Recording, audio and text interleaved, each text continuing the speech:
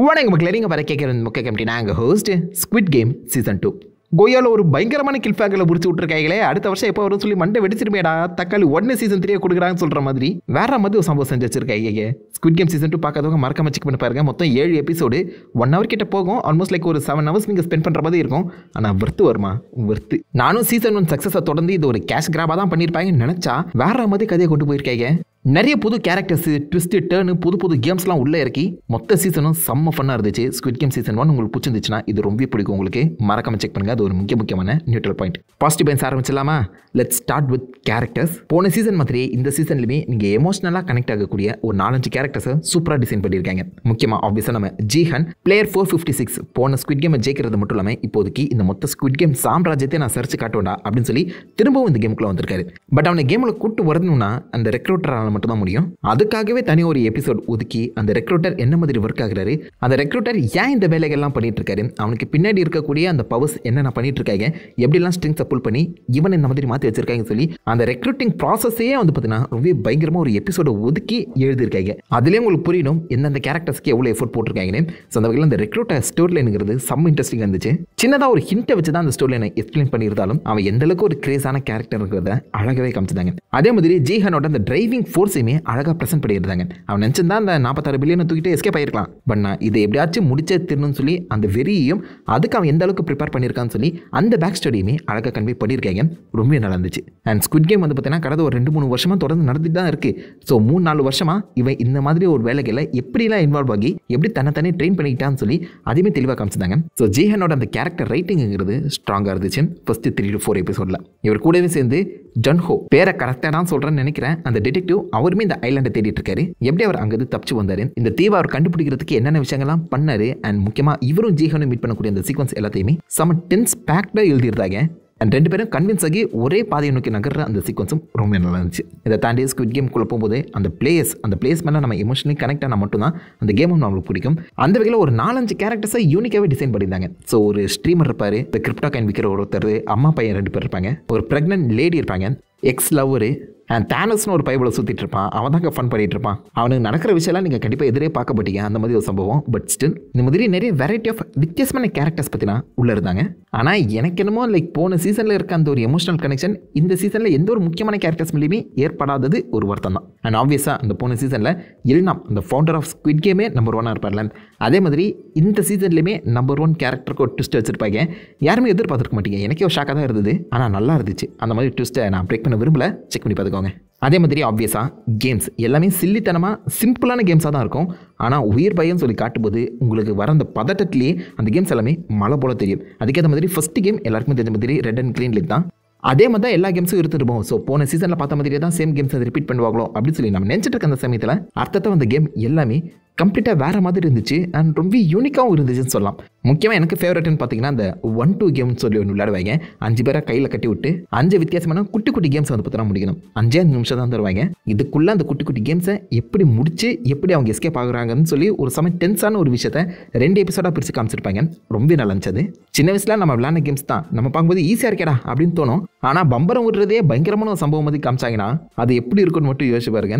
அந்த மாதிரி ஒரு விஷயத்தை இந்த எபிசோடில் புல் ஆஃப் பண்ணியிருப்பாங்க. இதே மாதிரி ஃபைனலும் ஒரு கேம் வரும். ஸோ அந்த கேம் கண்டிப்பாக எல்லாருமே சின்ன வயசில் விளையாடுனது தான். நம்ம சின்ன வயசில் விளையாட அந்த கேம்ஸை எந்த அளவுக்கு பயங்கரமாக காட்ட முடியுமோ அதை விட பயங்கரமாக இந்த எபிசோட்ஸில் காமிச்சிருக்காங்க. ஸோ நம்மளுக்கு ஒரு பயம் வரும், நம்மளாம் உள்ள போய் மாட்டிக்கூடாதா, நம்ம உண்டு நம்ம வேலை உண்டு இருந்தணும்னு சொல்லி ஒரு பயம் ஆட்டோமேட்டிக்காக வருது. இது எல்லாத்தையுமே தாண்டி போன சீசனோட இந்த சீசனில் இன்னொரு அடிஷ்னல் கேமையுமே ஆட் பண்ணியிருப்பாங்க, எஸ்ஆர் நோ கேம். ஸோ போன சீசனில் இந்த ஓப்பனிங் சீக்வன்ஸ்லேயே இங்கேருந்து இங்கே வெளில போகணுமா உள்ளே இருக்கணுமான்னு சொல்லி எஸ்ஆர் நோ அந்த ஓட்டிங் பண்ணுவீங்களே, அந்த ஓட்டிங்கை பேஸ் பண்ணியே இந்த கேமுக்குள்ளே இருக்க அந்த 456 பேரையும் 2ஆக பிரிச்சிருவாங்க. ஒரு பக்கம் கேம் விளையாடணும்னு சொல்கிறவங்க, இன்னொரு பக்கம் தப்பிச்சா போதும்டா அப்படின்னு சொல்கிறவங்க. ஒவ்வொரு கேமோட முடிவுலையும் ஓட்டிங் பண்ணணும். எல்லா ஓட்டிங்குமே அவங்க காமிப்பாங்க. அண்ட் அந்த டென்ஷனை அவங்க சூப்பராக மெயின்டைன் பண்ணிட்டு தாங்க சொல்லலாம். ஒரு கேம் விளையாடினாலே தக்காளி சாக போகிறோம்டா, இதுக்கு மேலே கேம் விளையாடுமா தான் நமக்கு தோணும். பட் அவங்க தொடர்ந்து டெம்ப் பண்ணுற மாதிரி காசை காமிச்சு அந்த ஹியூமன் சைக்காலஜி கூட விளையாடிட்டு இருப்பாங்க. அவ்வளோ ஒரு இன்டெலிஜென்ட்டான ரைட்டிங் உள்ளே இருக்குங்க. Squid game season 1 and 2 human psychology base பண்ணி தான் நகருது. அது என்ன தான் விளையாட்டுத்தனமாக கேம்ஸ் அப்படின்னு சொல்லி இருந்தாலும் அது லிட்டரலாக ஹியூமன் சைக்காலஜி கூட ப்ளே பண்ணுற மாதிரி தான் டிசைனே பண்ணியிருக்காங்க. அதுக்கேற்ற மாதிரி ஓப்பனிங் அந்த ரெக்ரூட்டர் சீக்வன்ஸ் இருக்கும். சோறு வேணுமா காசு வேணுமான்னு சொல்லி ஒரு சீக்வன்ஸ் வரும். பசியில் கடந்தாலும் இதில் காசு வந்தால் நல்லா இருக்குமே அப்படின்னு யோசிக்கிற சில பேர் இருக்கிற வரைக்கும் இந்த மாதிரி கேம்ஸ் நடந்துட்டு தான் இருக்கும் அப்படிங்கிறத அந்த ரெக்ரூட்டர் எபிசோட்லேயே அழகாக காமிச்சிருப்பாங்க.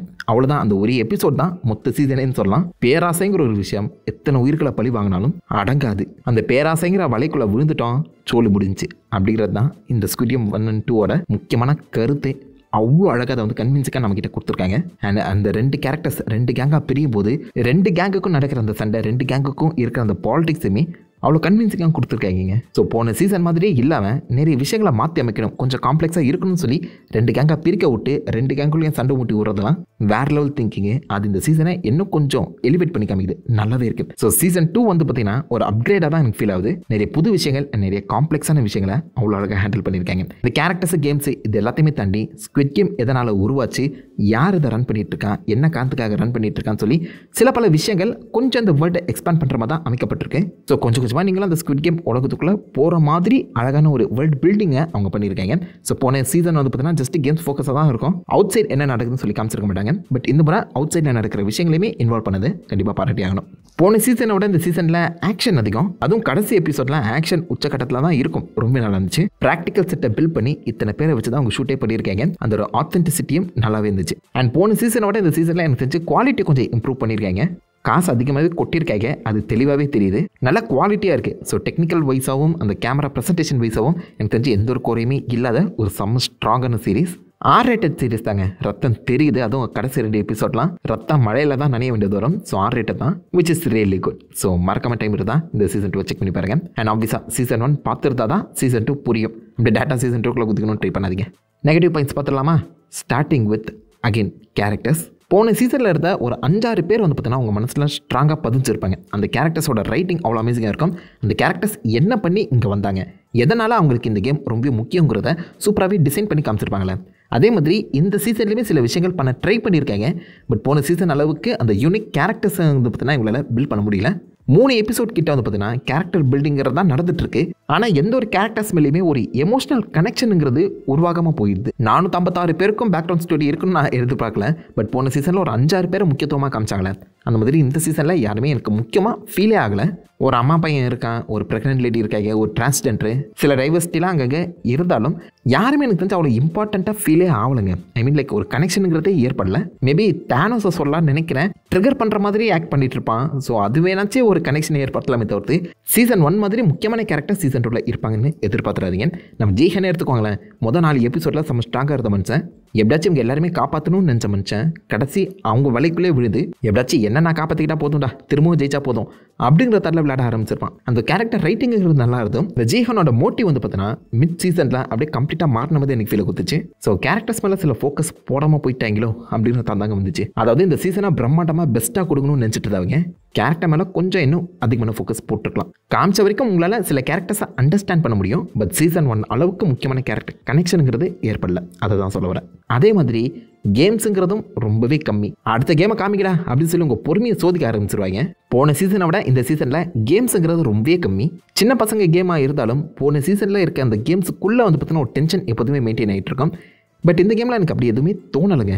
லைக் இட்ஸ் ஓகே, பட் இன்னும் கொஞ்சம் பெட்டராக பண்ணிடலாம். அதே மாதிரி நிறைய பேருக்கு என்னடா அவங்க பேசிக்கிட்டே இருக்காங்க, அடுத்த கேமை காமிக்க மாட்டாங்களா அப்படின்னு சொல்லி உங்கள் பொறுமையை சோதிச்சு பார்க்குற மாதிரியும் ஃபீலை கொடுக்கலாம். போன சீசனோட இந்த சீசனில் நிறைய கேரக்டர்ஸ் இருக்கனால எல்லாருமே இன்ட்ராக்ட் பண்ண வச்சு அவங்கள வச்சே கதை ஓட்ட ட்ரை பண்ணிட்டு இருந்திருக்காங்க. அது மேபி உங்களுக்கு கொஞ்சம் அந்த லாகி ஃபீலிங்கை கொடுக்கறதுக்கான வாய்ப்புகள் இருக்கு. என்னடா பேசிக்கிட்டே இருக்காங்க, பாம்பை வெளில விட மாட்டேங்கிறாங்களே அப்படிங்கிற தாட் உங்களுக்கு ஆட்டோமேட்டிக்காக வரும். அது மட்டும் இல்லாமல் ஒரு 2 கேரக்டர்ஸை நல்லா பயங்கரமாக தான் இன்ட்ரடியூஸ் பண்ணாங்க. ஆனால் இந்த சீசனில் அவங்களை உங்களுக்கே யூஸ் பண்ணிக்கலையோ அப்படிங்கிற தாட் எனக்கு வர செஞ்சது. முக்கியமாக அந்த இன்ஸ்பெக்டர் ஜன்ஹோ கேரக்டரும் நம்பர் 11 சொல்லி வர இந்த ஸ்குவிட் கேம் கீழே வேலை செய்யக்கூடிய ஒரு ட்ரையாங்கிள் கேரக்டர், இவங்க 2 பேரையுமே இந்த சீசனில் ஒழுங்காக எக்ஸ்ப்ளோரே பண்ணலை. ஜன்ஹோ அந்த இன்ஸ்பெக்டர் ஆரம்பத்தில் சீசன் எபிசோட் 1 எப்படி இருந்தாரோ அதே மாதிரி எபிசோட் 7 வரைக்குமே கடந்துட்டு இருக்காரு. கடைசி வரைக்கும் அந்த மனுஷன் கப்பலை விட்டு இறங்கல போல. அதே மாதிரி நம்பர் 11ஓட பேக் ஸ்டோரி அவருடைய வாண்டிங் என்னங்கிறதையுமே தெளிவாக எஸ்டாப்ளிஷ் பண்ணாமல் அப்படியே சிம்பிளாக கடந்து போயிட்டாங்க. இந்த 2 கேரக்டர் இன்னும் பெட்டராக காமிச்சிருக்கலாம். இதே மாதிரி இன்னும் அந்த பிளேயர் கேரக்டர்ஸ்லையுமே 2-3 பேர் இன்ட்ரடியூஸ் பண்ணப்பட்டு டப்புன்னு க்ளோஸ் பண்ணிட்டாங்க. ஏன்டா அப்படி பண்ணுறீங்க சொல்லி கேட்குற மாதிரி தான் இருந்துச்சு. அதனால் அந்த மற்ற ஏதாவது கேரக்டர்ஸ்க்கு வேல்யூ ஏறுமான்னு கேட்டிங்கன்னா அப்படியே எதுவும் நடக்கல. அந்த டேனஸ் கேரக்டர் கூட சொல்லலாம், பட் ஸ்பாயில் ஆகிடும்னு நினைக்கிறேன். அண்ட் இந்த மேனேஜ்மெண்ட்டை தேடி தான் நம்ம ஜீஹன் ஓடிட்டுருக்காரு. ஆனால் இந்த மேனேஜ்மெண்ட்டை பற்றி டீட்டெயில்டாக நம்மளுக்கு எங்கேயுமே அவங்க எஸ்டாப்ளிஷ் பண்ணலை. மேபி அடுத்த சீசனுக்காக காத்துட்ருக்காங்க போல். பட் இந்த சீசனில் எனக்கு மேனேஜ்மெண்ட் இன்னும் கொஞ்சம் அதிகமாக காமிச்சிருக்கலாமோ அப்படிங்கிற தாட் தான் கொடுத்துச்சு. நாட் பேட், இன்னும் கொஞ்சம் பெட்டராக இருந்திருக்கலாம். மற்றபடி பார்க்கும்போது எனக்கு தெரிஞ்சு போன சீசனோட இந்த சீசனில் வேல்யூ, ப்ரொடக்ஷன் அண்ட் கிரியேட்டிவிட்டி அதிகமாக இருந்தாலும் ஸ்கிரிப்ட் அண்ட் ஸ்க்ரீன் பிளே கொஞ்சம் லேக்காக நம்ம தான் தோணுச்சு. அண்ட் முக்கியமாக இன்னும் 2-3 கேம்ஸ் அடிஷ்னலாக ஆட் பண்ணியிருந்தா ஃபன்னாக இருந்திருக்கும். பட் பார்க்கலாம் சீசன் 3 என்ன மாதிரி அதை கூட்டு போய் முடிக்க போகிறாங்கன்னு. நெட்ஃப்ளிக்ஸ் ஆக்சுவலாக அது ஒரு ஃப்ரான்ச்சைஸாக பில்ட் பண்ண ட்ரை பண்ணிட்டு இருக்காங்களா. பட் கிரியேட்டர் அண்ட் ரைட்டர்ஸ் வந்து பார்த்தீங்கன்னா இதை சீசன் 3 முடிக்க பிளான் பண்ணிட்டு இருக்காங்களா, இல்லை யார் ஜெயிக்க போகிறான், என்ன நடக்க போகுதுன்னு தெரியல. பட் சீசன் 2 ஒரு செம இன்ட்ரெஸ்டிங்கான சீசன். நம்ம எதிர்பார்க்காத நிறைய ட்விஸ்ட் அண்ட் டர்ன் வச்சு ஆக்ஷன் பேக்டாகவே ப்ரெசென்ட் பண்ணியிருப்பாங்க. அண்ட் கண்டிப்பாக ஒரு பயங்கரமான கிளிஃப் ஹேங்கர் முடிஞ்சிருக்கு அந்த சமயத்தில். சீசன் 3 எப்படா வரும் அப்படிங்கிற ஒரு கியூரியாசிட்டியும் இப்போதைக்கு கிளை போட்டு தான் போயிருக்காங்க. அந்த வகையில் கண்டிப்பாக எல்லாருமே பார்க்க வேண்டிய ஒரு சீசன் நான் சொல்வேன். ஸோ பார்த்தவங்க உங்கள் தாட்ஸ் உங்களுடைய வியூஸை கீழே காம்பட்டு அவுட் ஆஃப் 5 ஸ்டார்ஸ் இந்த சீசனுக்கு எவ்வளோ ஸ்டார்ஸ் கொடுப்பீங்க அதிகமாக சொல்லிட்டு போங்க. நான் உங்களை நல்ல ஒரு ஆசமான விடையில அமைப்பட்டு நினைத்திருக்கோம். Have fun guys. வட்டா.